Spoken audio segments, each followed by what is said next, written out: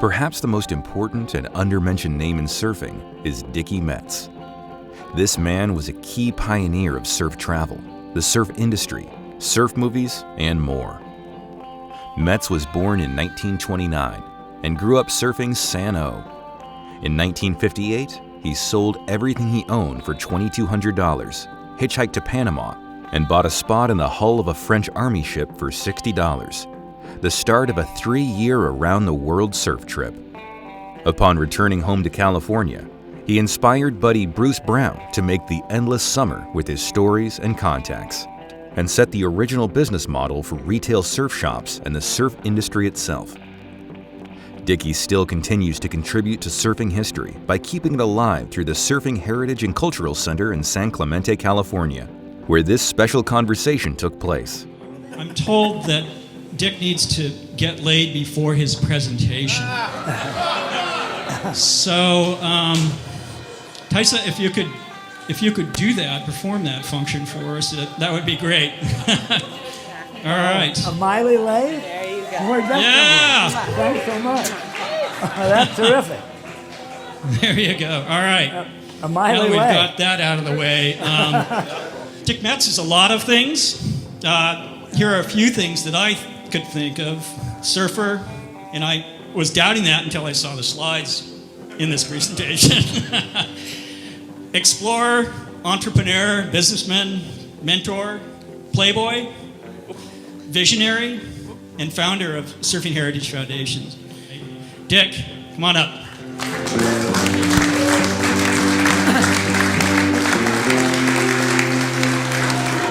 Thanks so much. And this Miley lay is really a treat. The last time I had one of these on was the opening of the Hobie shop in Lahaina, Maui. And it reminds me, you said maybe some nude girls. And basically, it made me think of my cousin happened to be here tonight. And years ago, I had 2 Christmas cards. I had the family version and the X-rated version. And being my cousin, the family, I always sent him the family version. But what screwed up is one time he went to Aspen for Christmas, and I had sent the X-rated version to some old friends of mine at the Chart House in Aspen, and he's paying his bill, and he said, Jesus, that looks like my cousin in back of the cash register with a couple of nude girls. And so he called me from the Chart House, and he said, how come I didn't get that Christmas card? So I said, well, you're on the family version. I couldn't do that. So this is the family show. If any of you want to stay for the late show, we can always make the X-rated one. Well, I want to thank again for this Miley lay. This is really a treat. I'm going to put this hat on because you're going to see it several times tonight. This hat is over 60 years old. I bought it in Tahiti in 1958. And I wore it around the world for 3 years. I've been wearing it on the beach ever since. And so there's several pictures of me tonight in that with this hat on, so I thought it was appropriate that I wear the hat. Also, here are the shoes, or sandals, that I wore for 3 years. They're made out of tires. I got them in Guatemala. I wore them around the world, and they still fit. I had them on today.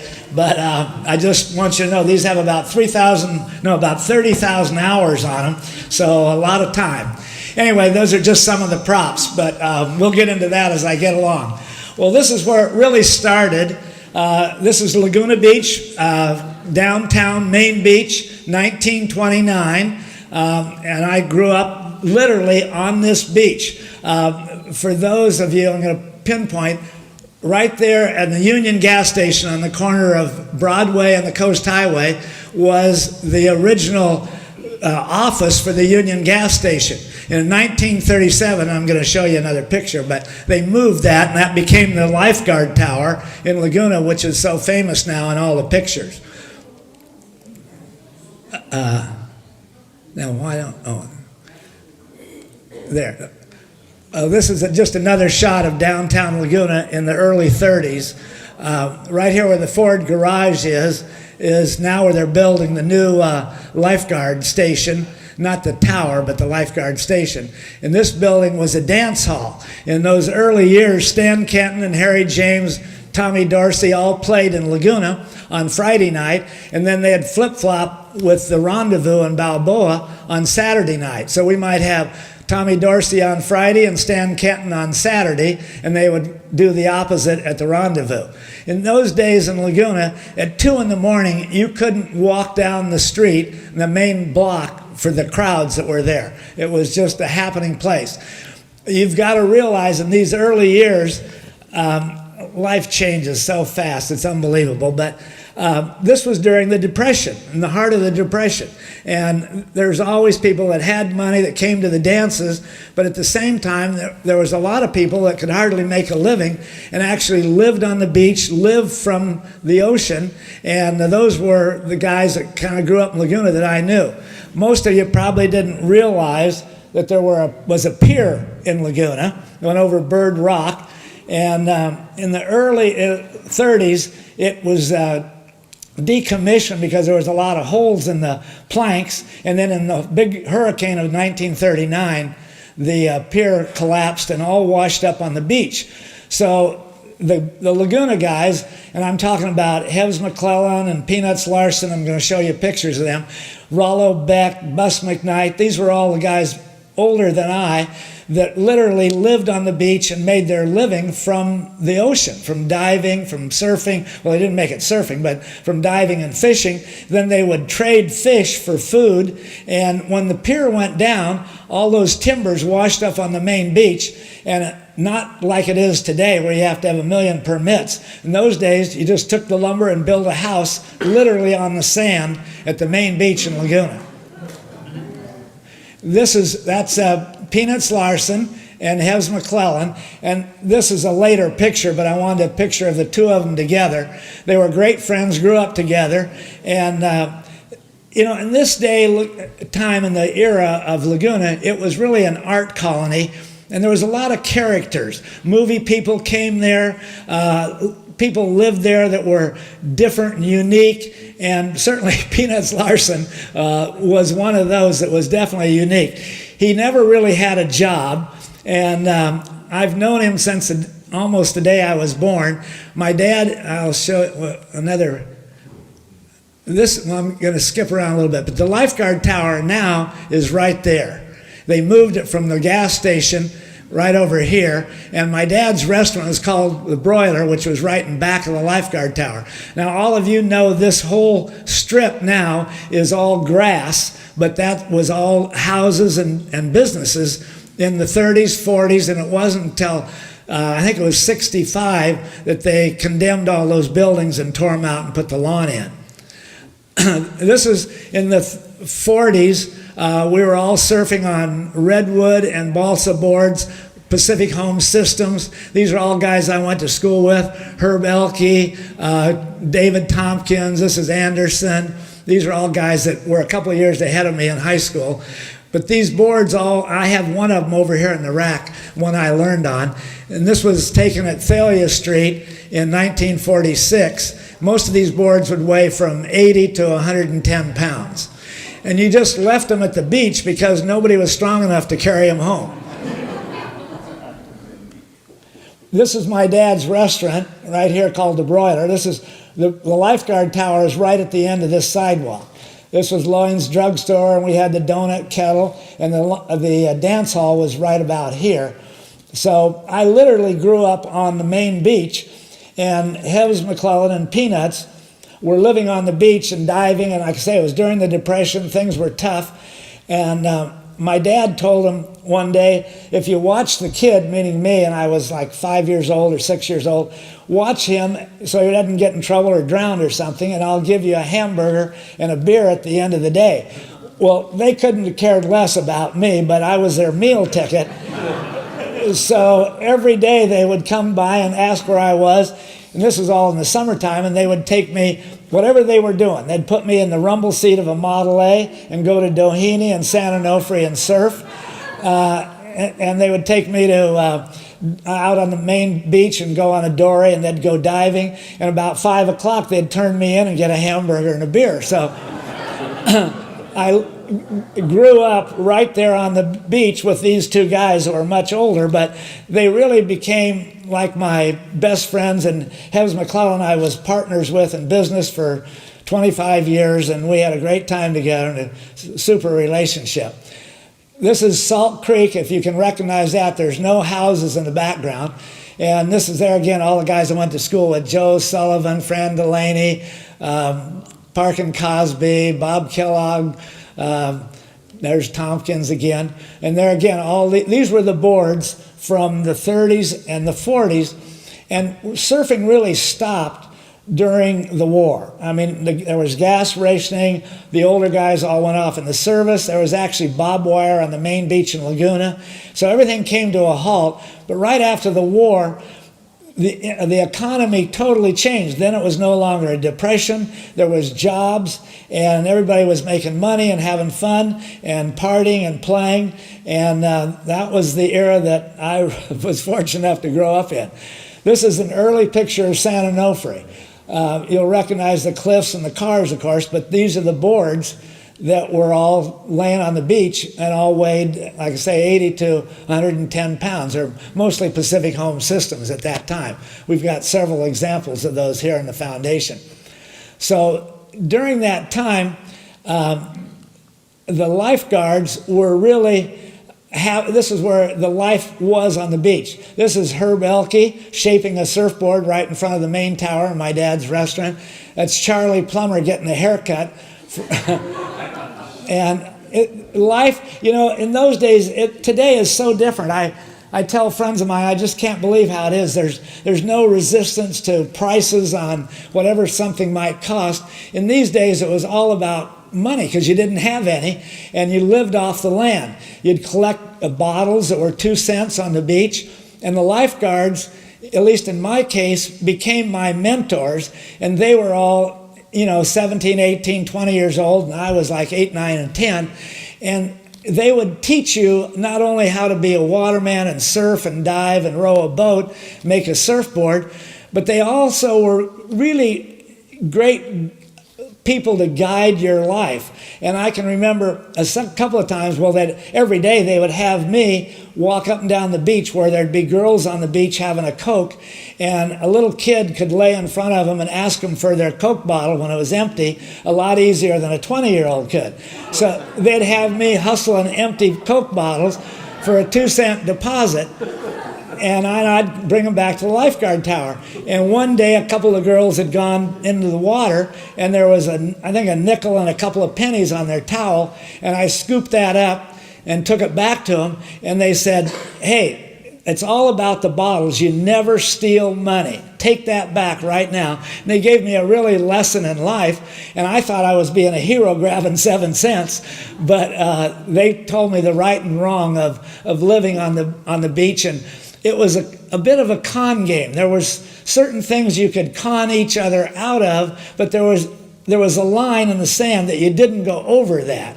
Now, there was always somebody like Peanuts that went beyond the line, but by and large, it was a great learning experience just being on the beach with these older guys. This was San Onofre in 1946, Parkin Cosby, you know, the old shack, and that's, what was his name? Who? No, that's Cardo in the back. This was the president. He was a dentist in San Clemente. Barney Wilkes, exactly. So this is the early life that I grew up in, and going to school was really an effort because I was having too much fun. I mean, the lifeguards really gave me more of an education than I ever got in school. They'd teach you the right and wrong. They taught you about girls, which I didn't know anything at that age, and they certainly taught me how to party. And that was a great learning curve because there again, you know, you didn't have any money, and so it was always how are you going to get a date and make it work. You couldn't take a girl to a restaurant. You never had a date and went to a restaurant for dinner. So what we would do, there was a pet store in Laguna on Forest Avenue, and they sold fresh horse meat for 27 cents a pound. And so we would buy a pound of horse meat and tell them we're having a steak and lobster feed. So we would get all kinds of girls, and the guy that could bring the most girls to the party always got an extra couple of drinks. So the whole social scene was built around how you could get girls to the party and get wine and food next to nothing. And that was the lessons that I learned that have carried me in good stead through the years. I know you won't recognize this, most of you, some of the older guys will, but right there where that water tank is where the bar of the Ritz-Carlton Hotel is today. And this was the Young brothers, were two grouchy old brothers that lived in this hut and drank beer all day long. And there was a road that went right in back of this shack down to the bottom of Salt Creek that you could drive on, an old dirt sandy road. So you could park right on the beach and surf there. But you had to pay $0.25 to get in. Linda, while you're up there, pick up that pole. So the Young brothers would sit in that cabin, and when you'd drive by, they'd stick this pole out the window, and there's a clothespin on the end of that pole, and you had to put $0.25 in the clothespin, and they would snake it back into the office, and then you could drive down on the beach. So we're fortunate to be preserving history here, and that was the quarter snatcher from Salt Creek. That was my first car, a 40 Chevy, and in those days, of course, there was no surf shops. There was no, anything even remotely related to that. The boards were made on the beach by individuals. You traded for them. And this was my new Velzy board I got from Dale under the pier in the Manhattan Pier in 1950. And these racks, there was no racks, so you had to make a rack. Those were 2x4s that I put carpet on with big bolts through them, and you nailed it to the roof of the car. And you took out the back seat and put a keg of beer in the back seat, and went to San Onofre for the weekend. You had a keg of beer, you could sleep in the car, and you had your surfboards, and you were home free. That's the way we worked. So about 1951, Hobie grew up in Ontario, went to Chaffey High School, and his folks had a summer home in Laguna, happened to be right at Oak Street, and so Hobie started coming down. He was 5 years younger than I was, so he was still in high school making surfboards in his dad's garage. He saw us surfing, and Walter Hoffman showed him how to shape a couple of boards, and Hobie was a super craftsman. So he made a few boards. Actually, he thinks about 90 boards in his dad's garage before his dad got so pissed off that he drove to Dana Point. Now, Dana Point was not a town. There was not even a post office. There wasn't a building in Dana Point. And he first built, I'm sorry, I've got to go back. He built this 2-car garage, 20 by 20. And he said, you guys go to Dana Point and make all the noise you want because you can't making surfboards in my garage anymore. So we added this front room, and this became our clubhouse because this was on the way to San Onofre.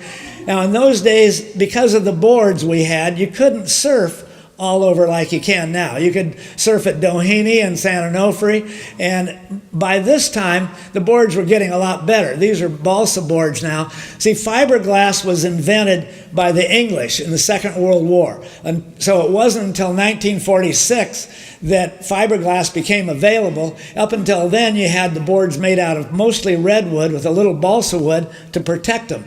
So once fiberglass was available, the whole board could be made out of balsa wood, fiberglass with a double ounce of 10 ounce cloth, double layered, and they were pretty well protected, and the boards went from 100 pounds to 40 pounds. So it was a huge lowering of the weight, and it allowed a lot more people to surf. So this was the first ever building that was made to make surfboards in.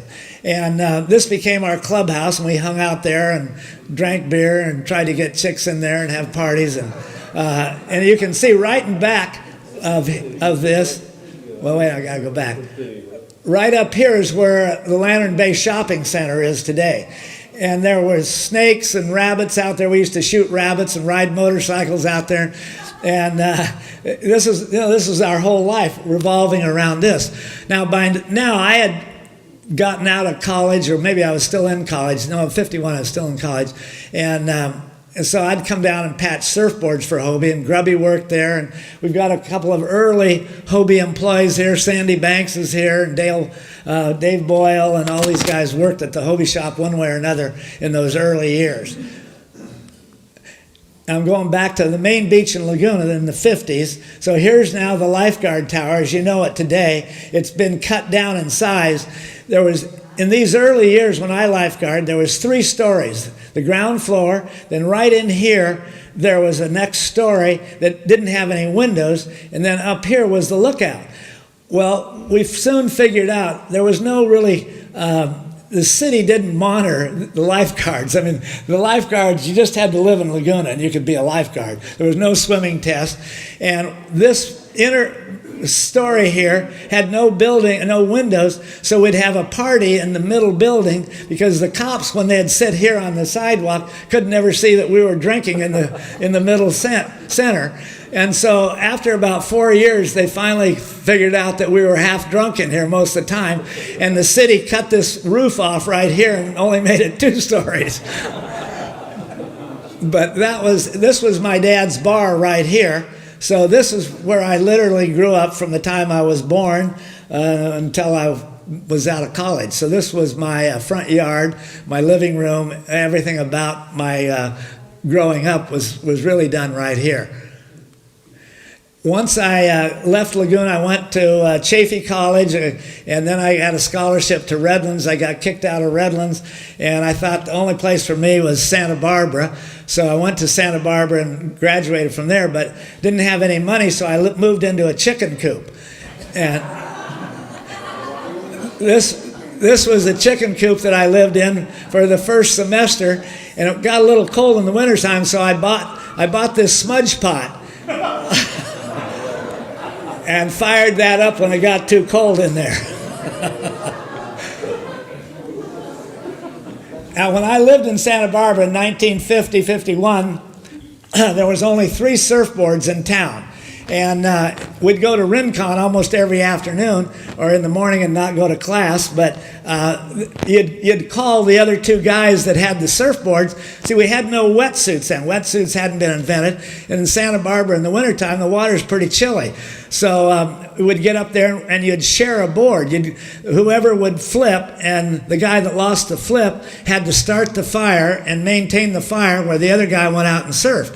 So there was only 3 or 4 of us surfing, but every now and then we'd call, Matt Kivlin, Joe Quigg, and the guys from Malibu would come up. And this is, that's Joe Riddick and Dick Barr. These are guys from Santa Monica that came up with Simmons surfboards.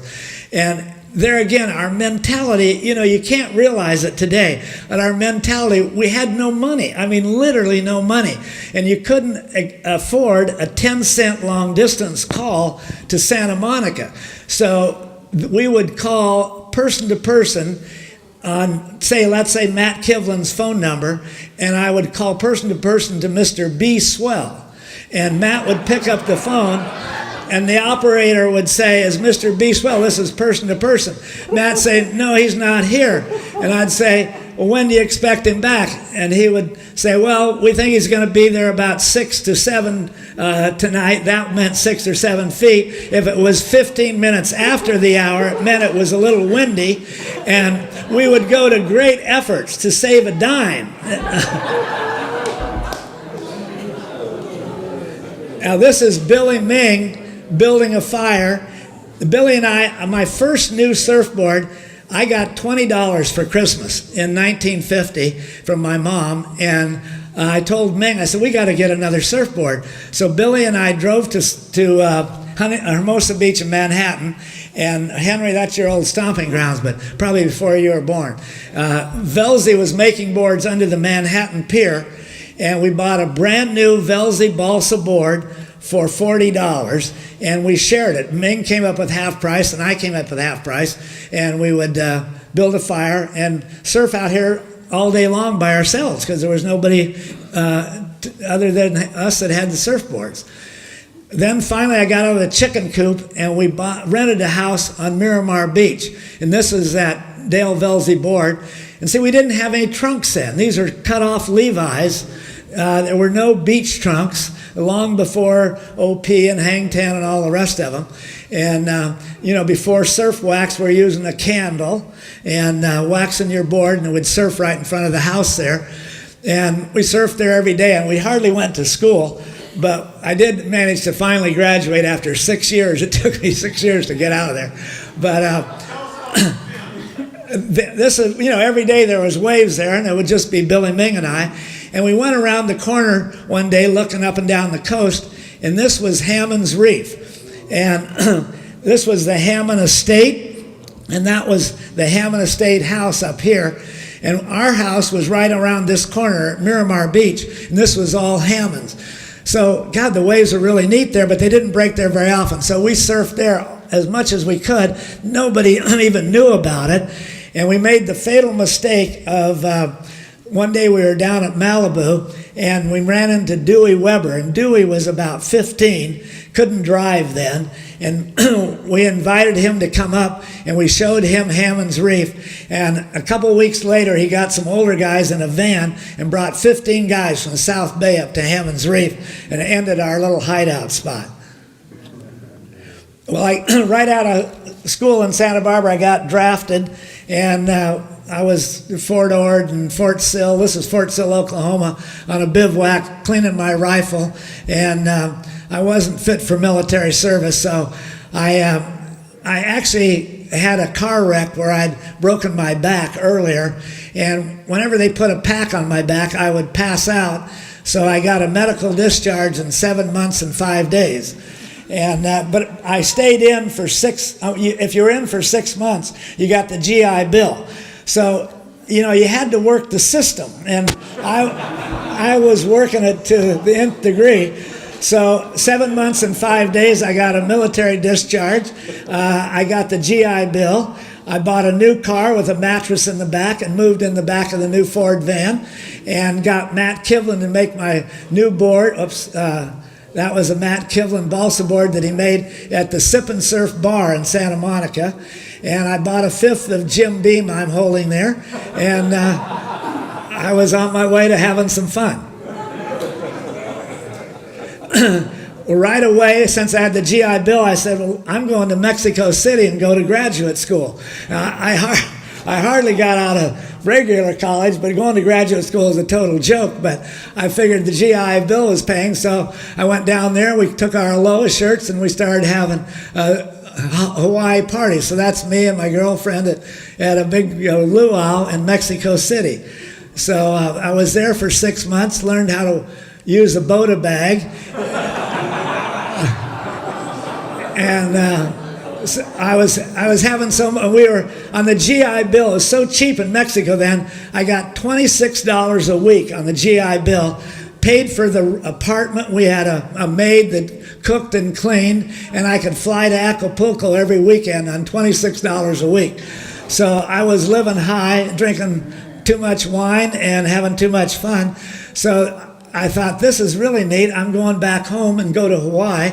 So I got on the Lurline with the GI Bill, and for $80, you could go to Honolulu on the Lurline. So this was my early trip to Hawaii. I got to Honolulu, and this is Jerry Lynn and Billy Ming, and that's me, Captain Ice Cream. This was a World War II Army Air Force pilot that had been in a prison camp in Germany for 4 years, and he had gotten out, and he was making his living selling ice cream out of a wicker basket on Waikiki Beach.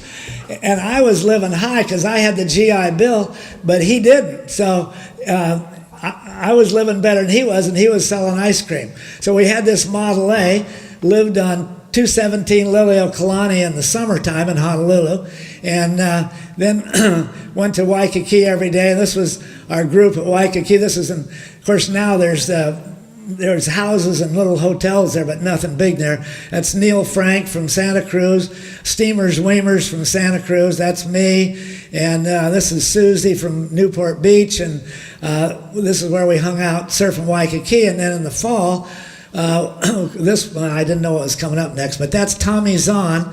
In the wintertime, it would get really rainy, and we'd go tea leaf sliding. So this is Tommy Zahn tea leaf sliding up in the Waikiki, Mahina Heights.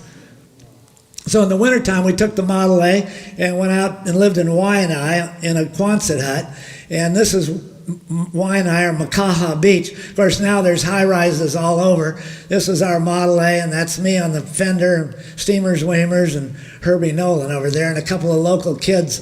This is a gun that we shared. It was a balsa gun that we just shared because we didn't have any guns. The rest of us just had regular balsa boards.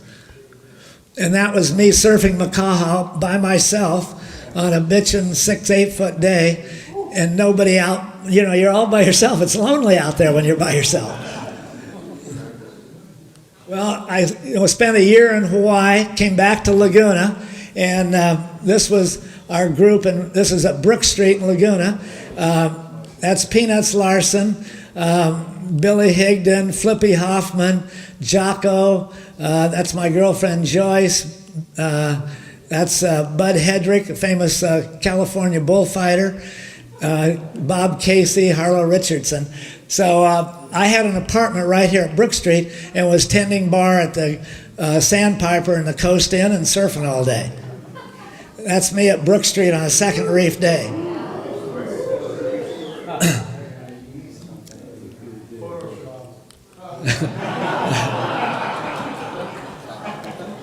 That's not a Photoshop. That's me in a little red jacket tending bar. And in those days I worked, there was no 5 day a week. You worked 6 days a week. You worked from 6 at night until 2 at night, 8-hour shift. You got paid $10 for tending bar for 8 hours. So it was like $1.10 an hour. And to get a tip, the drinks then, a beer was 10 cents, a glass of wine was 15 cents, a bar drink was 40 cents. So if you got a nickel tip, it was like a big deal. So, you know, your tips, maybe now they're $100 a night. You know, maybe if you're lucky, you'd get $2. So what we decided to do, I rented a house in Laguna because I was the only one that had a job. And I was a big spender, but the guys that I lived with that were lifeguarding or just living on the beach would come in at night, and the girls didn't mind talking to the bartender, but they didn't want to get picked up at the bar, so I would get to know them and could introduce them. And then as the drinks came back to me, I would take a gallon jar that olives and cherries came in, empty it out, and if it was vodka and gin, I'd take the ice out and dump it in one bottle. If it was scotch or whiskey, I'd dump it in the other bottle. And my roommates would come in about 10 o'clock, and I'd have a full gallon by then. I'd introduce them to the girls at the bar. They would take a jug of either vodka and gin or whiskey and scotch home, and I'd tell the girls I'd be there shortly, go on home, and by the time I got there at 2 o'clock, everybody was out of their gourd. This was just some of the parties I came home to. By then they were, I was on the floor by then myself because I had a head start. Sandy, you might recognize Carol, and that's Boris Allanen. And I can't remember her name. I should remember. I dated her for a while. This is the first Brook Street surfing contest. And Tom Morey, who's right here in the front row, is right there in the white trunks. That's Hobie Alter, Rennie Yater. This was our football coach, Red Geyer. And let's see, who else is there? I can't see. That's White gone there. And Boca. And Hoekstra is in there too. So that was the line. This is the longest continuous surf contest in the world, apparently, what they say. So that was the first one. I think this was in 1955. This is Hobie is his best. Hobie is so talented and so creative that, you know, the rest of us were just trying to have fun. We were trying to get laid. We were trying to get some waves. But Hobie was really serious about inventing stuff. And, you know, he made great surfboards. And this was early on, long before windsurfers were ever even thought of. And Hobie grabbed an umbrella off the beach at San Onofre one day and took his tandem board and went out and tried to be the first windsurfer. This was a typical day at Brook Street and Oak Street. That's Marge Calhoun. She was one of the early girl surfers. Flippy Hoffman here, Shorto. There's Tom Young. This is Diane, Mickey Munoz's first wife. So some of you might recognize some of these other people. So about that time, by then I'm about 30 years old. I had gone 6 years to college. I'm still surfing every day in Tenon Bar, and my dad finally said, "Don't you think it's time you get a real job?" And I wasn't sure about that, but he owned a liquor store in Huntington Beach, and he said, "I think you better get your butt up to Huntington and run that liquor store." So I said, okay. I went up and took my board up there in the liquor store. I renamed it Surf Liquors, and it was right on the corner of 5th and Ocean, right across the street from the pier. So I opened the store at 9 o'clock every morning and got my surfboard, and I had a couple employees, and I thought all I had to do was count the money. And I'd get my board and paddle out to the second tee and start surfing. This is Harold Walker of Walker Foam, and that's Dick Thomas, and that's me. So every day I'm surfing the pier, and all the Huntington Beach Grimmies are watching me get out to the second tee, and then the underage guys would go in my liquor store and get Betty. I had one employee in there, and get her a little confused, which is pretty easy. And they would steal extra bottles of wine. And so that's why I have this board here. So I'm going to fast track. I'm doing this for several years, and they're stealing booze every day. And I was so stupid, I wasn't sure how much they were stealing because I didn't really care. I was going to the bullfights in Tijuana every weekend. I was going skiing on the other weekends, and I thought all I had to do was get a check at the end of the month. Well, after a couple of years, I realized that not only the stores going broke, but everything connected with the stores going broke. It couldn't pay me anymore, and I couldn't pay the wages. And so I finally fired everybody, moved in the liquor store, and by then I was starting to dawn on me that there's got to be a business sense to this. And so I started counting the money and going to the bank and working the store 12 hours a day. I think George Stremple is here. He was one of my early customers at the store. And a guy named Johnny Miller was making sandwiches in those days in Long Beach. And he'd make these pre-made sandwiches and drive down the coast, and he'd wrap them up and throw them out in front of the different liquor stores. And then you could buy them during the day for, like a quarter. And by the time I'd opened the store at 9 o'clock, all the wrappings were there, but all the sandwiches were gone. And all my buddies that were surfing would leave a little note and said, "Sorry, I was hungry, I'll pay you next month. And here's my IOU, send me a bill." And so Johnny Miller finally went broke because I couldn't pay him. So I finally fired everybody, like I said, took over the store, and started reading the Argosy and True magazine. And some of you older folks might remember those two men's magazines were adventure magazines that told about guys going on great adventures to the South Seas and climbing mountains and doing all this neat stuff. And I'm in this liquor store 7 days a week I slept there. And I ate Johnny Miller sandwiches 3 meals a day. I didn't leave the store. And I'm trying to pay off the bills. And all those lessons the lifeguard taught me about being responsible started to hit home. And so I saved all the money, paid the bills, and I'm eating these Johnny Miller sandwiches, reading about these adventures in the South Seas. And I'm looking at these pictures, bare-breasted maidens in Tahiti. And I'm thinking, God, if I ever get out of here, I am gone. There's no way I'm going to do this the rest of my life. So over the next couple of years that I lived there in that store, paid off most of the bills, and finally Disneyland is opening in Anaheim, and they needed a liquor license. And in those days you had to buy a license in the county that you were in.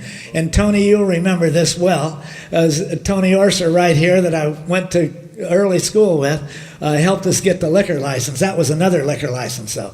But anyway, I sold the store and the liquor license to what did I say? The club, the club there. And so once I sold it, I paid off the bank, and I paid all the bills, and I had $1,900 left. And I sold my car for $50 and a television called a Hoffman Easy Vision for $10, and that's when I started my real trip. But before I left, this was called the Skunk Works in Laguna Canyon, and this was where all the foam was made. This was Grubby Clark's, ended up being the Clark Foam Factory.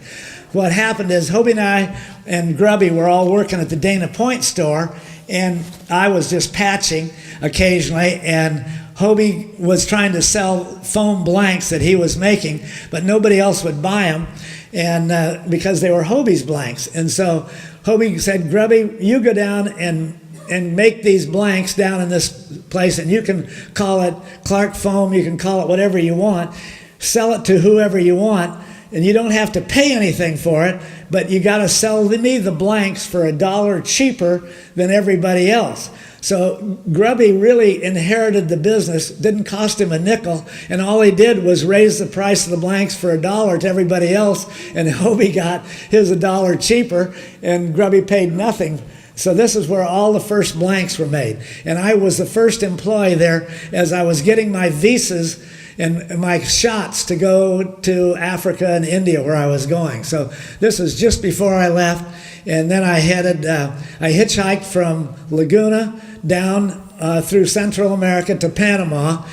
And the only way to get to Tahiti in those days, there was no airport there, was to get on some kind of a ship or a sailing boat and get to Tahiti. So I went to the French foreign office there, the embassy in Panama, because the French were fighting in Viet Cong then. They were fighting the French Indochina War, and they were taking French foreign legionnaires from Marseille, France, through the Panama Canal to Tahiti and then on to Vietnam. And for $80, I got on this ship that was carrying French foreign troops to Tahiti, and I lived with French foreign legionnaires, and I couldn't even come on deck for 17 days from Panama to Tahiti. Now, I showed you about Peanuts Larson earlier and told you a little bit about him. This guy was really out there in left field, and I'm sorry, I pressed the wrong button. That's Peanuts Larson right there. I left Laguna, hitchhiked to Central America and Panama, didn't know when I was going to get to Tahiti or if I would. There was no telephones. I don't know when I'm going to get there. And I'm on this ship and end up tying up in Papeete early in the morning. And all these folks it was a big day whenever a ship came in Papeete. And Peanuts Larson, as I said earlier, was a different kind of a guy. He talked as if he always wanted to be a pilot. And if you would see him on the street, he wouldn't say, "Hey Dick, how you doing?" He'd say, "Haleakala, control tower 6-9, prepare for landing." He talked like he was a pilot ready to take off or land. And most of the time you'd see him on the street, you'd kind of hide because you didn't want to go through this routine of a control tower. And Peanuts had left before me, and he had gotten on a sailboat in Newport, and he told his girlfriend Frances, he never had a job. He always lived with Frances, with his lifelong girlfriend. She worked at the crab shack at Newport and financed him. And he said, "I'm going to go get a loaf of bread. I'll be back later." And he went down, got on a sailboat, and went to Tahiti. And I didn't know he was in Tahiti. Now, another thing Peanuts did, he liked to talk. He thought he was a seal. And so if you would see him sometimes, he'd go, and give you the seal call, and you'd go back, and so you'd never talk to him normally. You'd always be barking back and forth. So I land in Papeete at 6 in the morning, and there's all these people, and back in the background, I have another picture. He's a guy, I didn't know it was even him then, is standing on a 55-gallon oil drum, and they tying up the ship, and I hear, and Peanuts comes out of the crowd, And I've got a visa to get off in Papeete, and the police chief and the mayor, this is the mayor. Peanuts grabs the mayor and the police chief, comes to the gangplank, and all of a sudden I hear my name over the loudspeaker. Monsieur Metz, you're the first one off the ship. And I get off the ship, Peanuts grabs me, and I had no idea it was there. And so he takes me right across the street to the most famous bar in all of the South Seas, Quinn's Bar. And I had read about this in True Magazine, and this is where I wanted to go. I knew there was bare-breasted maidens in here, and this is where a guy could score. There was no doubt in your mind about that. And I intended to score. So you get in this place is unbelievable. I mean, everybody's drinking, and the Tahitian girls, they like guys that the more screwed up you could get, the drunker you get, throw up, fall down, pass out. They loved you. So I was going to make some points right away. And the first thing, I got in there and drank a couple of bottles of Hinano, and I saw there was some curtains in the back where I assumed the head was. So I went back there to use the John and went through, and I thought, well, there'd be a guys and a girls. There's no guys and girls. It's all one big urinal. And you walk in, and it's a tiled room about 10 feet square with a metal grate over the tile floor and a drain in one corner with a little Chinese guy sitting on a box at the one corner, squirting a hose down toward the end. And so you go in there, there's no urinals, there's no toilets, there's no anything. It's a square room. And you go in there, and the Tahitian girls love it when they can tell a new haole has come to town. And so they decide they're going to go in there with you. So they go in, and you're unzipping your pants, trying to look coy and get in the corner where nobody can see. And the girls are pinching in the butt, and you're trying to take a leak. And it's not going to happen. And they're laughing, and they think that's so funny. So it took me about a half a day to get in the mood of this thing. And I soon learned what the technique was. So right away, I bought a motorcycle from a French sailor. And they love that because they love to fall down. If there's a fight, they like to see not somebody hurt bad, but a little blood is great. So if you fall down in a motorcycle and you're skinned up, that's great. If you get in a fight in Quinn's and get a bloody nose, that's great. They want to nurse you back to health. So right away, I got the motorcycle.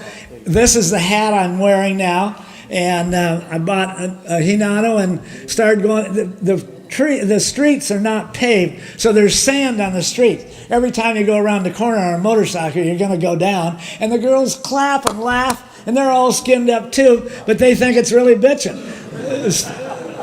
So I'm having a lot of fun in Tahiti. And there's a lot of stories I can tell you, but I got to keep moving because I stayed in the Stewart Hotel with Peanuts Larson here for about 4 or 5 months. We surfed around the island, went to the other islands, and it really was a South Sea paradise in those days. And I finally, this is over on Moorea, this is Cook's Bay. I went over there, I heard Lee Tag, the famous painter that did velvet paintings, lived here on Moorea, on this bay here, Cook's Bay, and he had a house there, and he built the most famous toilet in Tahiti, and it was a 3-hole toilet that was open on 3 sides, so people would come from all over the different islands in Tahiti to use his John because this was the greatest view that you could get in the island. So this picture was taken from a 3-hole toilet that I was sitting on of Cook's Bay. And people would socialize. They'd come just to sit on the John and talk and get up to date. Well, after being in Tahiti for about 4 or 5 months, I was having a great time, and I got in a bet with a guy, and this was a Norwegian ship Sausage Maritime that came in and was just a tramp steamer taking coconut and papayas and stuff to different islands. And this other American had tried to get off the island, but there's no way to get off when you want to go. And he tried to get on this ship and they wouldn't take him. So I bet him $50 that I could get a job on this ship. Now this is what I was referring to earlier in my Laguna career and learning from these lifeguards, how to con people. There's a way you can con your way into things, and you can be an idiot and just walk up and say, hey, I'll pay $300 to get a ticket, and they even threw him off at that price. I said, I'll bet you $50 I can get a ticket on that ship. So he was happy to bet me. I said, the only thing, you got to give me the $50 now, and if I don't get on, I'll be right here and I'll give it back to you. So I went up and I just had a little rucksack with a couple of trunks in it, and I had my passport, and I went on deck and asked for the first mate, showed him my passport. I had a visa for Australia where they were eventually going, and I laid that $50 where my visa was, and I said, I intend to get on this ship and work my way, and here's my visa, and here's a little treat for you. And the first mate saw that $50, and he said, you really want to go, don't you? And I said, I intend to go. And he said, well, put that $50 away. You can hire and work as a workaway. And I said, well, that's terrific. When are we leaving? He said, we're sailing at 4. And I said, well, I've got a friend. How about getting him on board? Well, if he's a good worker, bring him on board. So I went back to Quinn's Bar and I said, for $100, I can get you on. So I got $150 and got on for a free ride all the way to Australia. Well, it took us about 3 months to get there. We went to the New Hebrides, Samoa, New Guinea, all through the South Seas, and finally ended up in Sydney, where I signed off. And this was Manly Beach, and I ran into a couple of surfers and stayed here and surfed here for 3 or 4 months and went to Freshie and Curl and all the places in Australia. And my intention when I left Laguna was to go, I had 5 places that I wanted to go. And the rest of them were up for grabs. I obviously wanted to go to Tahiti and see bare-breasted girls. I wanted to go to Australia and surf. I wanted to go to Africa and see wild animals. And I wanted to go to the Olympic Games in Rome. And I wanted to go to Pamplona and run with the bulls. So this was my second target, Australia. And I'd watched the papers. And by the time I got here on this Norwegian ship, I got to know the skipper pretty well. This was a freighter. There were no passengers on board. And I asked him before we got to Sydney, I said, would you write me a letter of recommendation? And he said, well, my English isn't very good. He said, you write the letter on my stationery and I will sign it. Well, I couldn't write near as well as Steve Pesman can, but I wrote a glowing fucking report about that I was one of the greatest sailors in the world. And he stamped it and signed it. So after being in Sydney and Australia for 3 or 4 months, I watched the papers and I saw another Norwegian ship was going to be in the Sydney harbor. So I went down and asked to see the skipper, showed him my letter, and I still have the letter. It's from a Captain Salem. And the skipper of this ship said, oh, Captain Salem, I went to sailing school with him when we were teenagers, and you work for him, come aboard, you're welcome. So I got on board there and sailed up the coast of Australia through Bali and Indonesia, and finally got off in Singapore. And from Singapore, I hitchhiked up the Malay Peninsula and into Thailand. This was the great Royal Palace in Bangkok. They got a hell of a gardener there. Look at the way those trees are trimmed. And from Thailand, I hitchhiked into Vietnam, Cambodia, across Burma, and eventually India. This is in Calcutta, India. I could do all 10 hours just on this trip, but I'm trying to show you a lot of different stuff today. So this was India in Dalhousie Square in Calcutta, and they really do have not only snake charmers, but guys laying on nailed beds and climbing ropes that aren't going anywhere. It's unbelievable.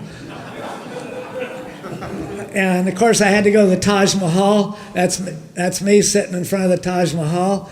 And I got a train ride. I discovered, there again, learning all these techniques from early being in Laguna, I discovered that the trains, I'm hitchhiking. It's not easy to hitchhike in India. There's not that many cars.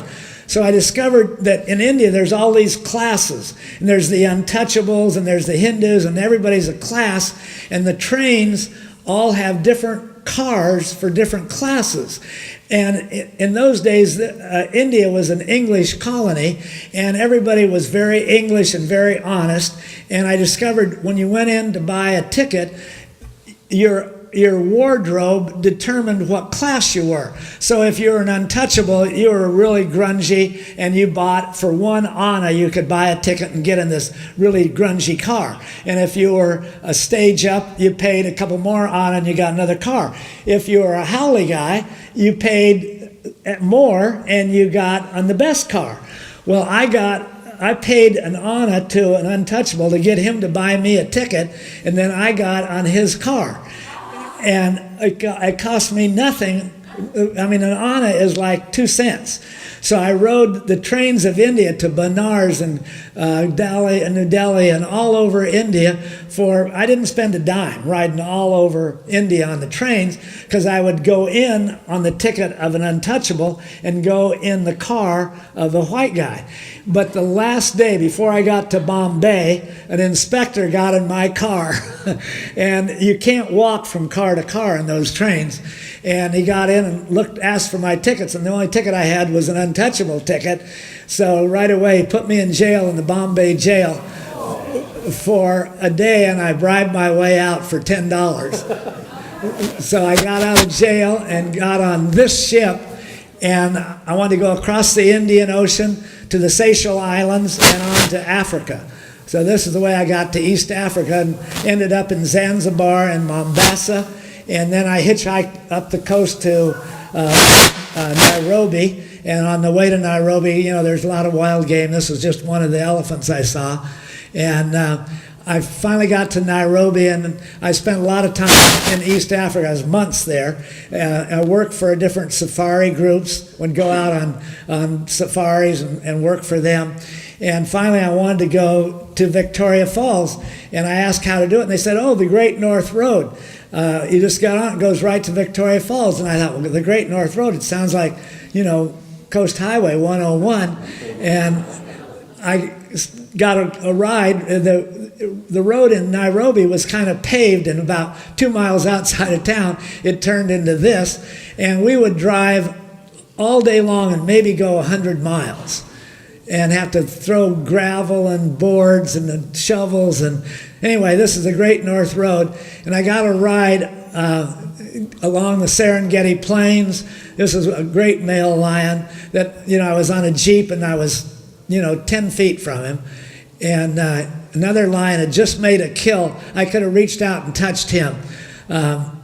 He just, once they've made a kill, they're tired and want to take a nap. And they're not ferocious at all. So I saw him kill a zebra, and once they've chowed down, they're, totally harmless, or at least they seem like they are.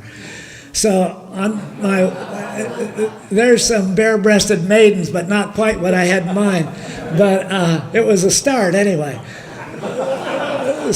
So I get to Victoria Falls. A guy picked me up, and we rode all through Tanganyika, now Tanzania and the Rhodesias, and he's going all the way to Cape Town. And I had no intention to go to Cape Town, but we arrived in Victoria Falls in the middle of the night.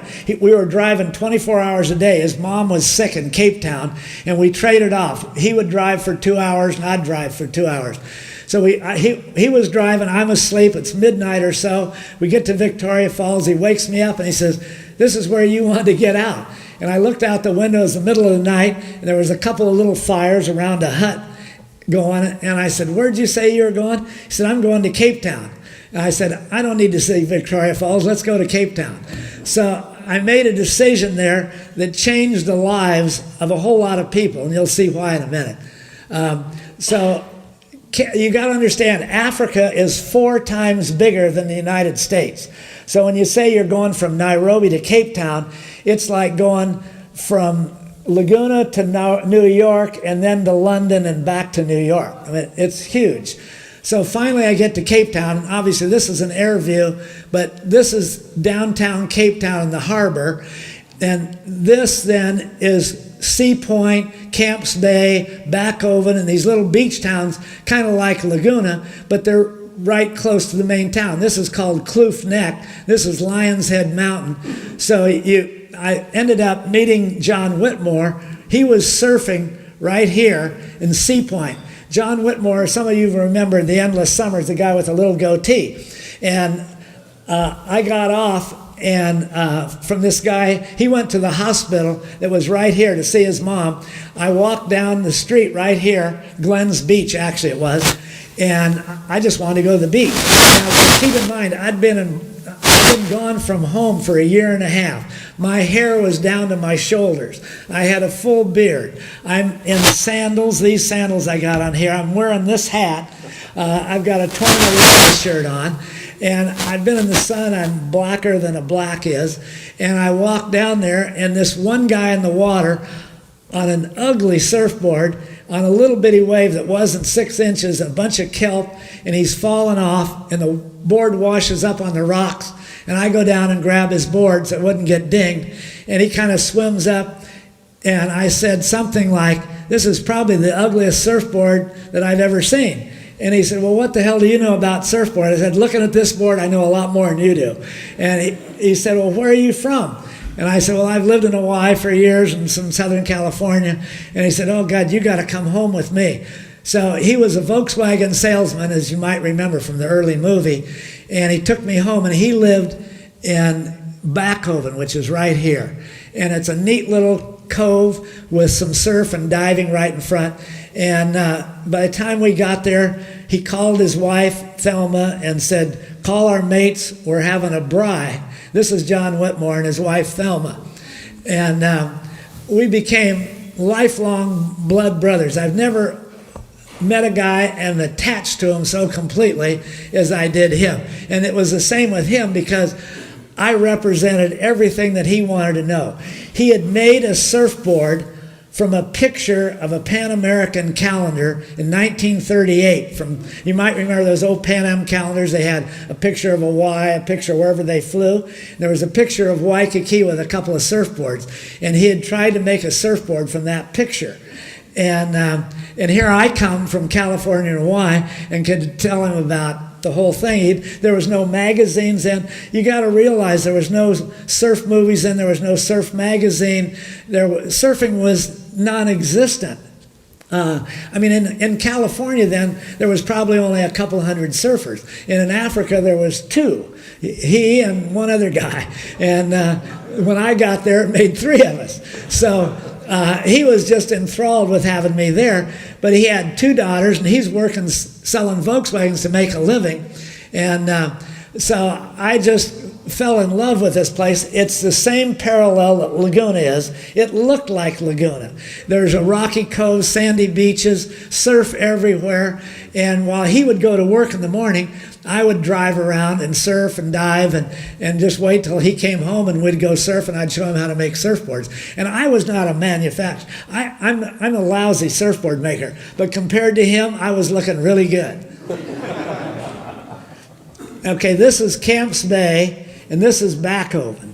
So this is very similar to Laguna. This could be the main beach, and then you go around by Brook Street or in there, and they're diving and rocks all along here, and certain times of the year there's surf all out here. This picture I took from the top of Table Mountain, which was right up in the background. So I lived right here with him for 4 or 5 months, and part of the reason I stayed there, his wife's little sister was 17 and a junior in high school I fell in love with. There she is. Patty was her name, and this is on a little surfing trip we made. And so that's Table Mountain. Cape Town is right here, and they lived right over here is Backoven. And this is a big bay, and around here there's more surf over here. So Patty and I would pick her up after school, and we'd come over here, and the 2 of us would lay on the beach and go surf. This were the 2 boards we had, and there she's got this hat on that I'm now wearing, and that's me giving you the finger, Tony. And that's a pair of M-knees, by the way. M-knee, well, that's a whole other story, but you all know about M-knee in Honolulu. And before I left Honolulu, M-knee, I had ordered 3 pair of M-knees, and I said, I'm leaving on the Lurline the next day. I mean, I ordered them 3 months before, and he didn't make them. And I told him I was going to leave. And M-knee, we had a big party in the Lurline. That's when there was no security. All the Beach Boys were on there. And M-knee drove all the way from Waianae, walked up the gangplank. He's a one-legged Chinaman, you got to understand that. Walked up the gangplank on his one crutch, and he brought my 3 M-knees. And this is one pair I was wearing at that time. This is some surf out at a place called Komaki. These boards were so fat and were so hard to paddle and were so ridiculous, you had to get in the whitewater before you could even catch a wave. There was a ton of kelp there. It was like Laguna used to be, with all this ball kelp. And so, you know, you'd get tangled up in the kelp whenever you'd get a good wave.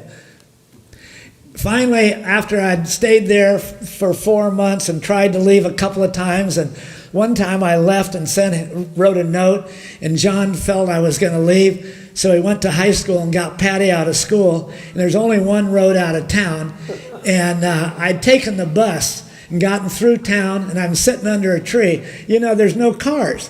One time in Africa, I waited 11 days for a car even to come by. And so I'm sitting under a tree. That's another pair of M-knees. That's an orange pair I had. That other pair was white. I just realized that. Anyway, I'm sitting out there, and John, I see a Volkswagen coming in the distance, and it's John and Patty. They drive up and say, you can't leave now. You got to get in the car. We're having a party this week. So I get back in the Volkswagen and stayed another 6 weeks. But he finally got me a ride with a friend of his, and I rode up on the way up the coast to East London. And this was this is John Whitmore. That's his wife, Thelma. That's her mother. This is Patty, the dog, me, and John's 2 daughters. And by then, we'd made a couple more boards. These are made out of styrofoam. And in order to get glass to stick to them, we had to use shellac. Tom, you'd know more about this than I do, but fiberglass wouldn't bond to styrofoam, and you couldn't shape styrofoam. So they're real square railed. It's all soft and big cells, and you couldn't shape it with a tool. And so they were just ridiculous. But we made a couple of them, and you know, we did surf on them, but it wasn't very good. So after that, I headed up the coast, and this is in Durban. I got to Durban, and this is, whoops, I'm sorry, pushed the wrong button. This is Harry Bold. That's me, Jack Wilson. This is Baron Standler. These are all guys that I got to know and later became, when I came back to America, I made all these guys distributors for Bruce Brown and Severson. Harry Bold wrote, and he's written to Pesman in several articles. I think Steve has been in the Surfer's Journal, but he now lives in New Zealand, and I talk to him once a week, and we're great friends. But I met him here on the boardwalk, and these were the boards they had. They were paddle boards. And they were hollow, and they leaked like a sieve. And this was a new one that Harry had gotten. And I said, can I borrow one of your boards? And so Harry was the first one to let me use his board. And I put some wax on his picture. And God, he got all upset because I was waxing up there. And he said, what are you going to do with the wax up there? And I said, well, I'm going to try and do a Paul Strauss Stretch 5. And so I took it out, and they're all laughing. They said, it's never going to work. You're going to pearl and everything. So they all stayed on the beach, and I went out by myself, and I got lucky because I wasn't that good a surfer, but I did a cheater Stretch 5, and they all grabbed their boards and waxed up on the nose and came out and thought they would do the same thing. So we got to be great friends, and they wrote articles in the paper, and the mayor came down and actually gave me the key to the city because of, you know, it was a big deal for him. You know, nobody had ever been there before. And this was in 1959. So it was 5 years later that Bruce showed up there. So The Endless Summer was made in 64 after I came home and talked Bruce into going over there. So this was, a long time before they'd seen anybody else. This is at J Bay. That sign says Cape St. Francis. This was on another trip. I was there in this car, but I just put that in there because of the sign, really. This was a trading post, Cape St. Francis. This was the only building there. Now, I don't know, some of you guys have probably been there, but there's condominiums all over the beach. It's, it looks like Waikiki now. But when I was there, that's me sitting there petting the dog. This was the general store, and I slept on the beach there for a week surfing there by myself. Finally, I left the coast, and my intention was to go back up all of Africa and go to Europe. And on my way, I'm just hitchhiking, and it was gotten a giant storm, and it rained for about 3 days, and I couldn't get a ride, so I went in this hut. These 4 girls lived in the hut, and they invited me to spend a couple of days with them, so I lived in this hut with these 4 girls and their one little kid. I don't know whose kid it was, but it was okay. We got rid of him real quick. On the way up, you're driving along in jeeps and trucks and working for people. I worked out for different safari groups. This was a big baboon that jumped out of a tree and jumped on the hood of the car, and I took it through the windshield. Okay, this is the same hat I'm wearing right now. I got a ride on the top of a cotton truck. This is in the Belgian Congo. And that's me on the top of the cotton truck. This is a guy holding a live rooster that we had for dinner that night.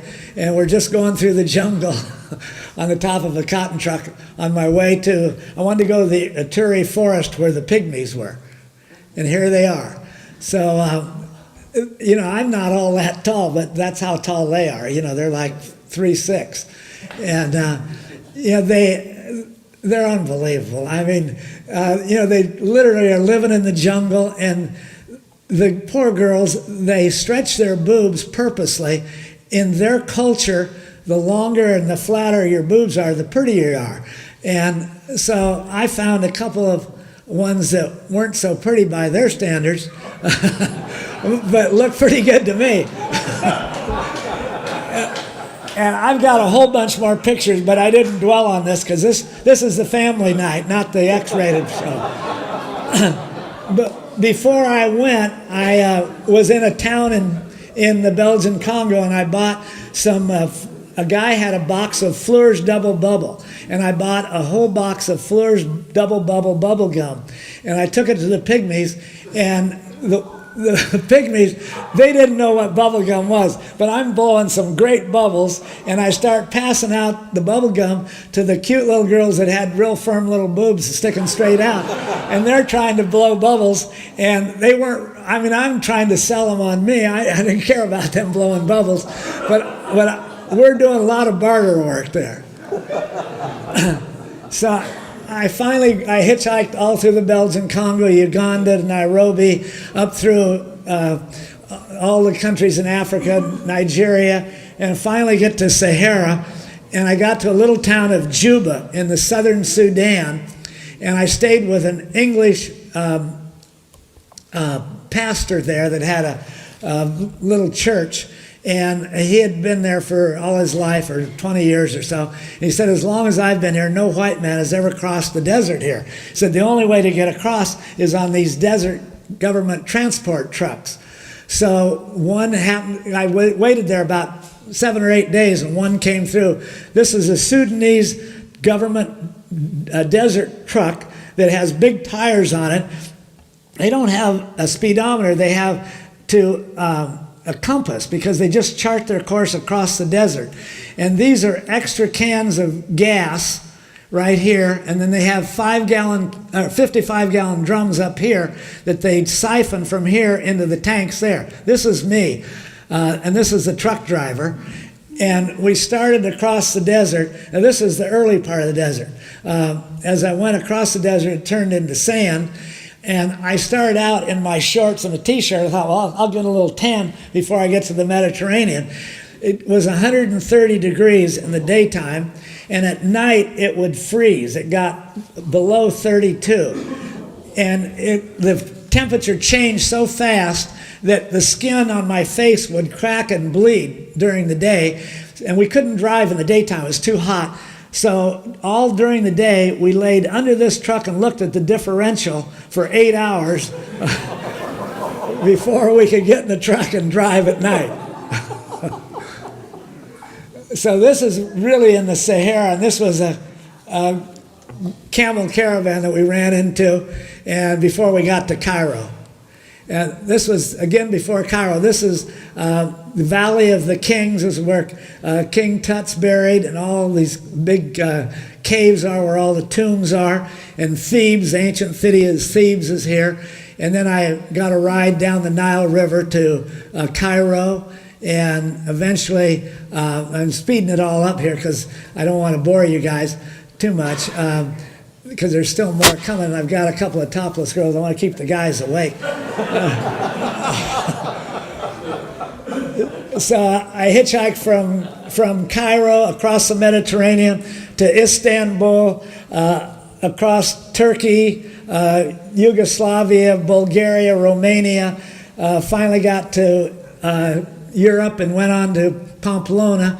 And I ran track in college and high school and thought I was a pretty good runner. So the first day, this goes on for 8 days, and they drink all night. A glass of wine cost a penny in those days, so you could get drunk really cheap. And you're awake all night, and 7 in the morning, they let the bulls out. They fire off a cannon at 6:45. The streets are packed, and everybody runs when the cannon goes off. So really, when the bulls really go, there's only 4 or 5 guys that run right with the bulls. And I thought I could start at the beginning and run till the end. See, the whole purpose of running with the bulls is to get in the bullfights free. And being from Laguna, I didn't want to pay to get in the bullfight, so I was going to get in free. But the first day I discovered I couldn't outrun the bulls. It's about 1/4 mile. I couldn't outrun them and get in the gate. The gate is closed till the bulls get there. They open the gate, the bulls run through, and if you're not right with the bulls, you don't get in. So the second day, I started about halfway up, and this is the day I started halfway up. I'm hanging on a stairway. They had these little lofts and decks and steel stairways that would drop down. And I happened to be hanging on a stairway, took this picture, then I dropped down and ran with the bulls the rest of the way. So, I mean, I just had a little dumb camera. This is not a telephoto lens. I'm shooting this over my shoulder and running as fast as I can. So I ran every day with the bulls, and I got in 5 of the 6 days. This was the biggest bull of the whole time, called a Mura bull. And what they try and do, all the students, the bull ring is right over here, and the gate is closed, and they form a big dog pile. And literally dozens of kids will get on a dog pile on top of each other. They're all drunk, and try and stop an individual bull from getting into the bull ring. And so then the bull doesn't know where to go, and he comes back down the road, and the guys all have red kerchiefs around their neck. And this is where a guy has a chance to make the big leagues in bullfighting. So they jump over the fence, get in here with one bull, do some cape work, and if the right guy sees them, he will take them to bullfighting school, and they'll become a matador. So this was one of those bulls that was kept out of the ring. Now, I'm right there. That's me with a camera. Now, this was in a postcard I saw later on that I happened to be in the picture. And this bull chased this guy over the fence, and then he turned around and came back down toward us while I'm taking a picture of this guy going over the fence. And this is the only time I didn't really get gored, but he ripped this sandal off my foot and cut the bottom of my foot as I dove over the fence over this side. So going to the next party was at the Oktoberfest in Munich, and these Germans know how to throw a party. I mean, this is the biggest party in the world, man. There's a lot of girls in here, and the whole point is to get them drunk, and then you can, if you get drunk, you go up and lead the band, and it's kind of like Tahiti. If you make a fool of yourself, they love you. So I went up on the bandstand, and I don't know anything about music, but I led that band in a big oration of all kinds of music. I don't know what they're playing. They don't know what I was doing, but it sure was fun. We had a great time here. I finally got on another ship and sailed back to New York, and ended up in down in the hippie square of New York. And this was an old friend of mine, Chad Burton, right here, and he was trying to be an actor. And I phoned him up, and he introduced me to this gal, a hippie gal in New York. They lived in a cold water walk-up flat, and so I moved in and spent a little time in New York and tried to get a little culture. So as soon as I got home back to Laguna in 1961, I left in 58, got back in 61, and Hobie and Bruce and Phil and some of the people here tonight, we all went down to Wayne Schaefer's house, and I showed the X-rated series of this picture show, and convinced Bruce that he ought to think about making a movie where I'd been. So it took him another 3 years to get geared up and finally go. I hooked him up with John Whitmore and Harry Bold and all the guys that I lived with in Australia and South Africa. And eventually, obviously, he followed my trip and did it in 6 weeks and filmed The Endless Summer. After I got back, I'm back in my original apartment in Brook Street. That's Brook Street right here. And I thought, well, since the culture where I've been has been topless, I wanted to incorporate that in Laguna. So all the girls I would try and convince that it was topless time in Laguna, and if you were going to come party with us, you had to be topless. So that was Lady Allison from England that showed up one day. So then I was back tending bar, and Hobie called me one day and he said, "Hey, you got to come with me. Let's go back to Hawaii. You like Honolulu, and we need to have a store over there." So Hobie and I got on an airplane, and this was in like 1961 or 2, and in those days we could fly on the airplane. It was a DC-4, and you could carry your surfboards and put it in the aisle of the plane. And we had 2 surfboards in the aisle, and every time the stewardess went by, she'd hit the fin and knock it over and say, "Oh gosh, I'm sorry, I didn't mean to do that." And now, it's like there's so much security you can't even take a board on the plane, I don't think. So this was a Kapiolani store, 1475 Kapiolani in Honolulu, the first retail surf shop in the world that was just retail. Hobie made all the boards. We made no boards there, and I just sold them retail. Hobie had just made this sign. He's so talented. He put this sign, he made the H like it was supposed to be, and I took this picture of him after we hung the sign. And the first employee that I had here is here tonight, Earl Smith. You better raise your hand. I don't know where he is now, but Earl was going to Punahou. He was about 15. And he came down to the store and he said, "I got to work in this store." And I said, "Well, I can't hire anybody. So you can work for nothing if you hang these posters." So I send Earl out all over Honolulu stapling posters for Bruce Brown's movie. The first movies we showed were not The Endless Summer. They were earlier movies. What was it? Slippery When Wet and some of those other ones. So Earl did a great job, and he had more sense than I did. I threw all these posters away, and I told him to throw them all away, and he didn't listen to me. And years later, when I started the foundation, he come up here and called me. He said, "I got some treasures you're glad I saved." He had rat-holed these for 40 years and brought them up and donated them to us. That was the front of the store, the original store on Kapiolani, and that's this is the first store, a surfboard shop. I mean, they weren't there. We had nothing, no clothes. There was still no clothes made. Before Hang Ten, before Surfline Hawaii, all I had to sell was a little resin and a patching kit. And I had just made, right there is a Hobie t-shirt that I had taken over from Dana Point, which says Hobie, Dana Point, California, and I asked Hobie if I could make Honolulu on it. So I took it down to a silk screener in Honolulu and screened Honolulu, Hawaii on it, and I sold those things like hotcakes because it was kind of a badge of showing that you had been to Hawaii, and instead of saying Dana Point. So that was the beginning of my retail career. Now, after I'd been there a couple of years, I hooked up with Dave Rockland, and he was totally the brains behind this. He was working for SINCPAC, which is a military base up on Pearl Harbor, and he wanted to work at the Hobie shop. And I said, God, I can't afford you. I'm making $10 for selling a surfboard, and there's no way I could survive and pay him. But he didn't want to work for the military anymore. And so I used to go surf with him every afternoon, and actually this is him right there. And this is Paul Strow, who's here tonight.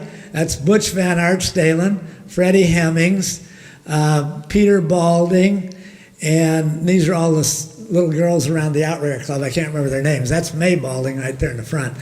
So one night at Dave's house, we're having dinner, and his wife, Kenui, is taking a pair of pajamas, striped flannel pajamas that he had, cutting the legs off, and she was sewing on the dining room table while Dave and I were eating.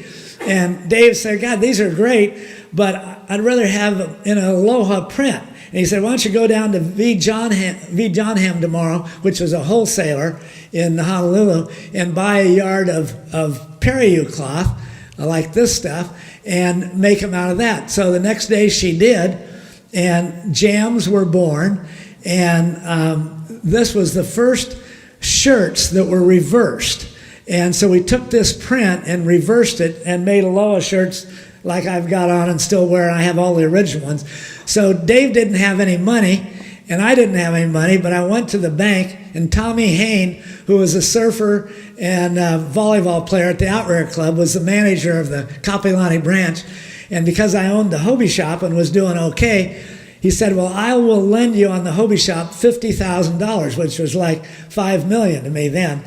And so Dave and I owned the company, and we started Surfline with that $50,000. And what happened, Dave was really creative. I couldn't create anything. He was a lot like Hobie, very creative in a different way. And I'm more of a numbers guy. I just kind of want to look at the business thing. So I owned it and did the money thing, but Dave designed, and he called up, well, first what happened is the Makaha contest came along, and it was the first time they filmed it, live filming. And so I put Butch and Munoz and all the Hobie team in these jams. They had never seen them before. And so it was live on TV. And the minute it got live on TV, Life magazine saw it, and they phoned us one day at the Outrigger Club and say, hey, we like the looks of that, we want to come over and film that. And I don't know if you remember, Paul, because you were there, but we hadn't made but about 6 pair of these things. And we told Life magazine, Dave told them on the phone, oh yeah, we're a big company over here. We make women's stuff, we make guys' clothes, we make all this stuff, and we're going gangbusters, and I don't know if we have time to see it. Well, this just enhanced them. They fly over. We meet them at the airport, and they said, we want to see your factory. And we said, well, we'll take you to the factory, but we're going to take you to the Outrigger Club first. And we brought them to the Outrigger, and we started having Henry Specials, which was a special drink that the bartender made. And we got the Life magazine guys so drunk, they said, well, we'll see the factory the next day. In the meantime, Kenui stayed up all night and made girls' shorts and tops.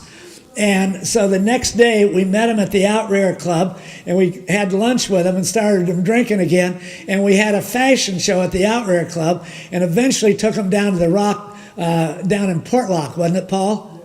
And took this picture, and we never did show them our big factory, but they thought we were a dynamic company. So this comes out in Life magazine. You couldn't buy this stuff. There was like 10 pages of this. And the next thing we know, a couple days later, we get a phone call from Lord & Taylor in New York, which is a great big department store.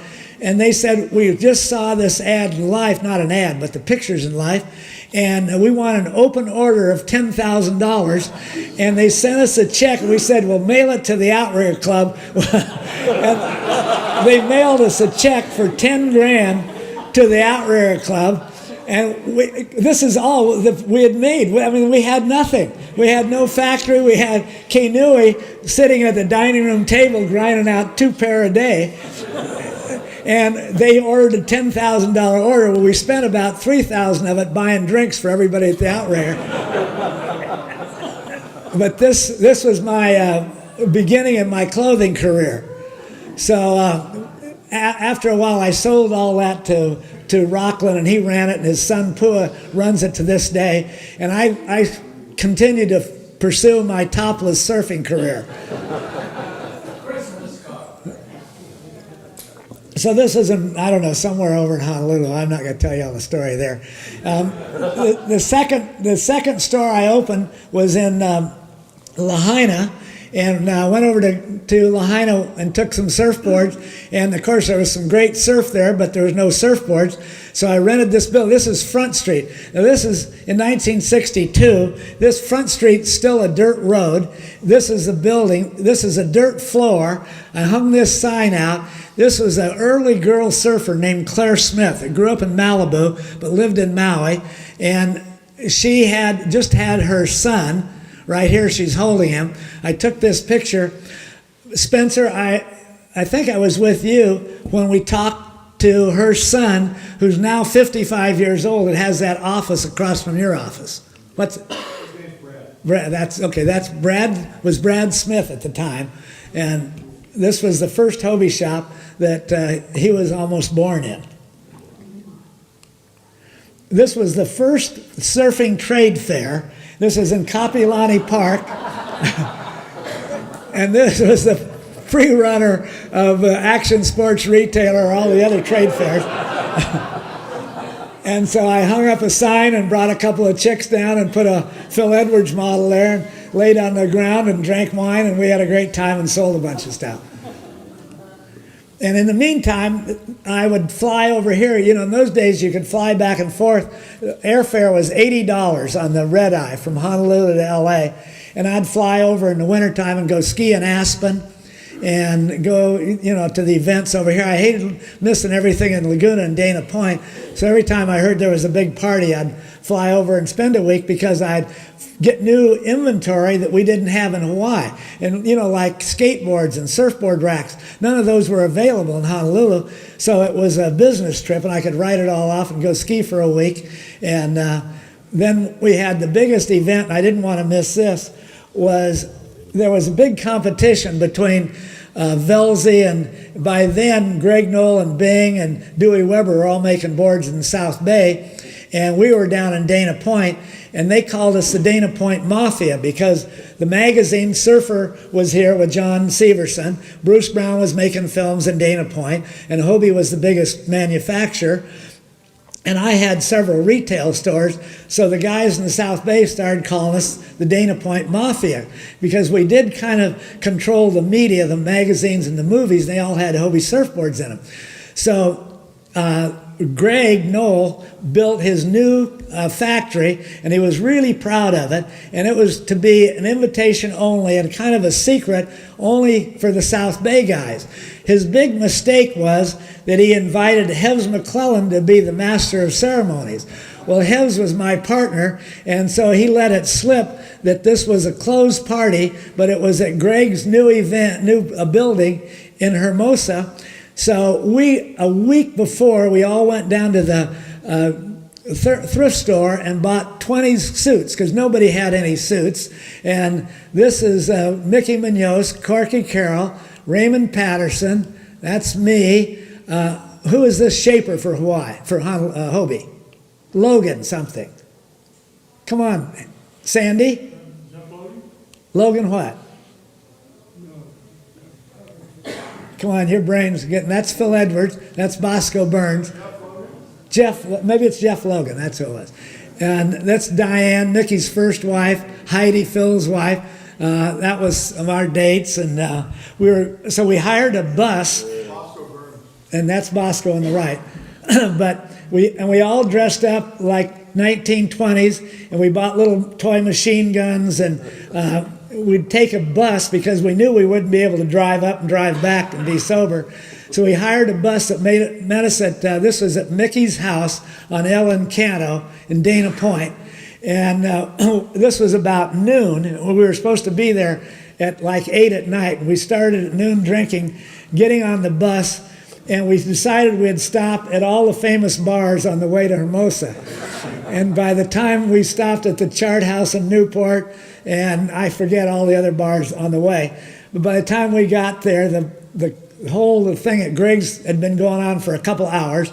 They were all in suits and ties, and we came in, and they had a big buffet, and we turned the whole buffet upside down and had a giant food fight. And it just Greg was trying to be really civil, and it just ended the whole thing, and it was a catastrophe. I have a whole bunch of pictures, but I didn't want to bore you with some of those.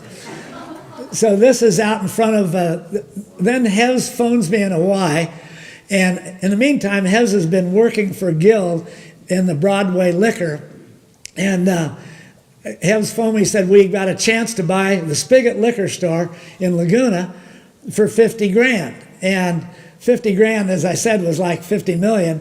And I said, well, I've got like 1,000. And Hevs said, well, I've got 1,000. And so we weren't even close. But right after that call, I sold Surfline to Dave Rockland for 50,000. So I took the $50,000 check I got from Rockland, put it in a Christmas card, and mailed it to Hevs. And he bought the Spigot liquor, I bought it, and he worked in it. And I flew over. And this was for the opening. We had a new Playboy pullout, and Hevs was smoking a new cigar celebrating the grand opening of the Spigot liquor in downtown Laguna. So during that time, Phil had married Heidi, and Heidi grew up in Honolulu, and so he wanted to come back to Honolulu. So he and I were talking, and I forget where this was, but I hired him to come to Honolulu. And so Phil and Heidi moved back to Honolulu, and I set up a shop there. And I talked to Hobie, of course, about it, and I sold all the boards in the Hobie shop, and it said Phil Edwards, Honolulu. All those boards were made on Sand Island, and I sold them all through the Hobie shop in Honolulu. So after Phil was there for a while, and of course Duke was at the Outrigger Club every day. I got to know him real well. We used to surf together and hang out together. And this is Duke and his wife, and myself and Phil, and we had just donated to Duke a new Phil Edwards surfboard, so he was surfing on a Hobie Phil Edwards at the time. So also during this time, there was a lot going on. I know I'm switching around, but I would make a few bucks, sell a few surfboards, and I had so much fun in Africa, I had to go back. So I've been back 10 times. So when I would get to Honolulu, I'd work for a year, save up 500 bucks. I'd get on an airplane because I couldn't take the time to hitchhike, fly back to South Africa.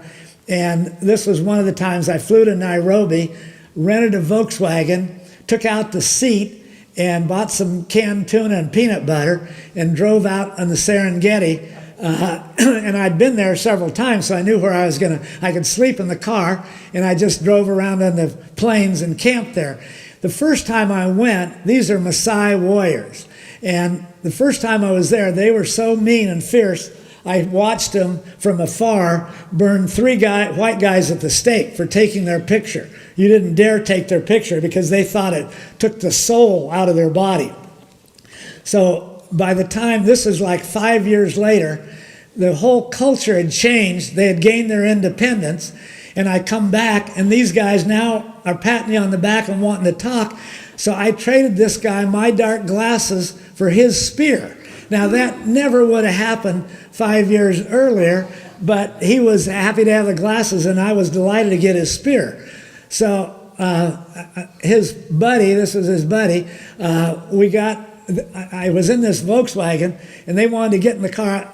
I don't have all these pictures because I didn't want to bore you with some of these, but I gave them a ride, and I let them Well, you've got to visualize this a little bit. You know how this is a regular little Volkswagen. I took out the other front seat. You know, the brake and the gear shift is between the two seats. And I'm driving on one side, and on the other side is just a box where I could stretch out and sleep there. So these two guys are sitting on that box where the seat should be. Well, they just have a cape around them. You know, they don't have any clothes. They're not wearing jockey undershorts. So the guy is straddling the brake and the gear shift. And every time I'm trying to shift into low gear, I'm not sure if I'm grabbing his schwanz or the gear shift. So we're driving through the plains out in the Serengeti, and this big moose here is the one sitting next to me. And he decided he wanted to steer. Well, we're in low gear, and we're only going about 10 miles an hour. There's no road. We're just driving along the bushes. And so I'm working the pedals, and he's steering. And we go up a little incline in the sand, and I give it the gas, and he turns it. And I grab the steering wheel because I didn't want to turn there. We wanted to stay out of the sand. And we rolled over. We were going so slow, we just rolled over on the side. It didn't turn over. It just rolled over on the side. But the spear here that I had sticking out the window, and it broke the spear. And so we're now sideways in the car. I'm on top of these two guys, and I got to climb over them to get out the window to get out of the car. And we rolled it over, just dented the fender, and I drove off and had a broken spear, and they still kept my dark glasses. So I get back to Honolulu. Now, this was 1968, and Hobie had invented the Hobie Cat by then, and he sent me 2 boats over to Honolulu. Now, I had never sailed in my life then. He flies over with number 7 and 11, and we put them together right at the airstrip. In those days in Honolulu, you could do all that on the airstrip. And we sailed from the harbor back to the Outrigger Club. So this was when I brought the 2 14s back to the Outrigger Club and put them together. And by then I took the Hobie stores and sold them to Jerry Lopez and Jack Shipley were working for me at the Hobie shop. So I sold them the Hobie shop, and they changed the name to Lightning Bolt. And I became then the Hobie Cat dealer for all the South Pacific, and made my office really at the Outrigger Club, and just sold Hobie Cats and not boats. And I'd take outriggers over to the different islands.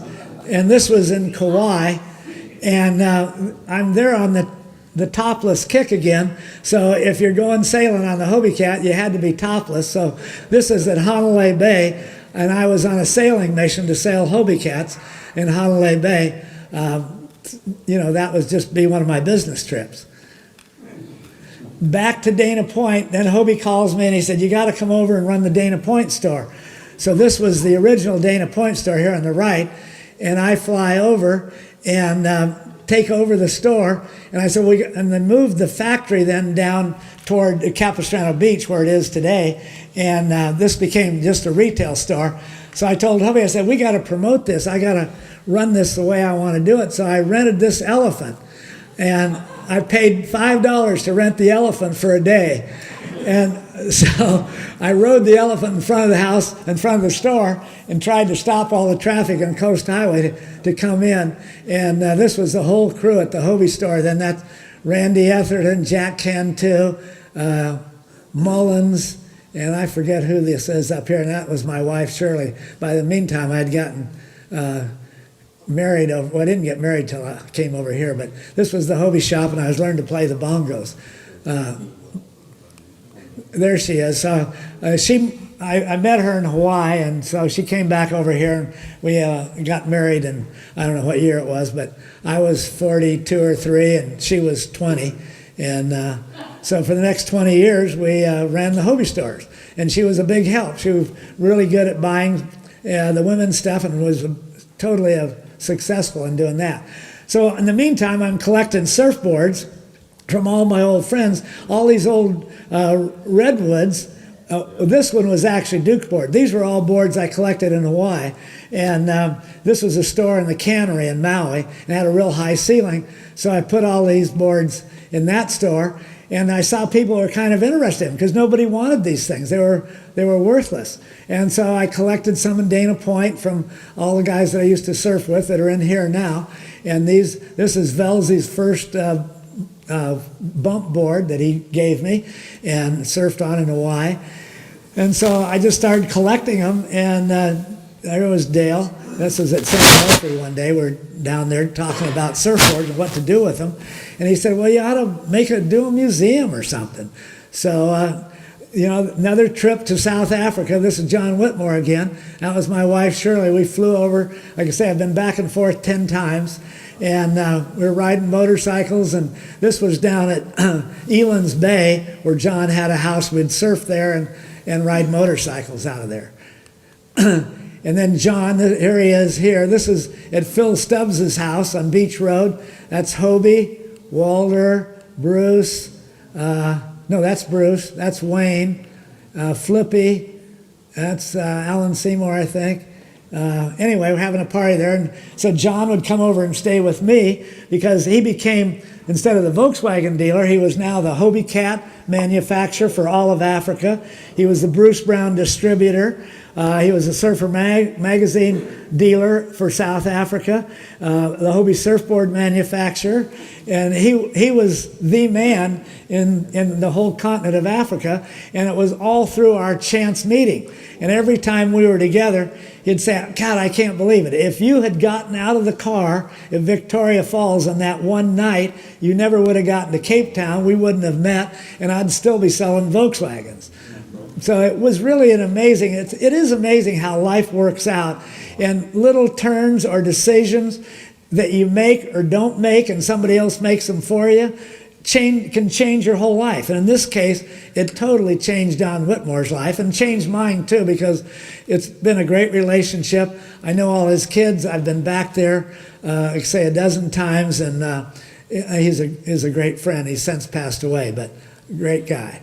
This was the opening of the Lantern Bay Hobie store. Me, Herbie, Mickey, Velzy, Herbie Elke, that's Peanuts Larson, Burhead, Hobie, Walter, Lauren. I forget who this guy is, but that was the grand opening of that store. And this also had a high ceiling, so I started putting boards of Burheads, and Lauren Harrison's and all those guys donated their boards. Didn't donate them, they just gave them to me then. And so these were those boards in all those Hobie stores. So over the years, I collected these boards in the Hobie stores, and then we had all kinds of events. This was one of my favorite events. It was the volleyball tournament in Laguna, and so it was on the main beach, and I decided to promote the Hobie stores. We had all the best looking girls in town working for us, Miss Dana Point, Miss San Clemente, and I put Hobie on all their butts, and we took pictures and made a big promotion out of that, and I was in heaven because they had to play with me before they could go out and promote the stores. In the meantime, Hobie's building a 60-foot power cat. The Katie Sue was built in Dana Point down by the airport where his factory was. And one night it was all finished, and the superstructure, he had to make in two pieces because we couldn't take it down the road to get it in the Dana Point harbor put together.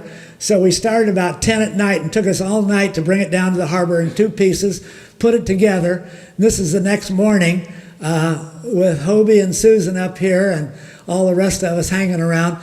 Put it in the water, and Wayne and all the rest of us got in the boat, and we took another boat out and tried it and got the motors running, and it was a great time and good fun on that boat. This is a 60-foot boat, and on a catamaran.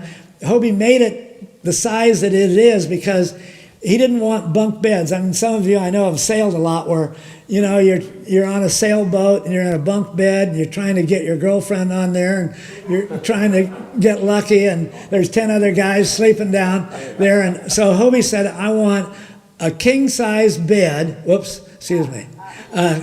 a king-size bed in each hull that you can walk around and make the bed. Because, on a bunk bed, you're hanging from one and trying to make it. So in this case, you could walk around. So that determined the width of the hull, which determined the length of the boat.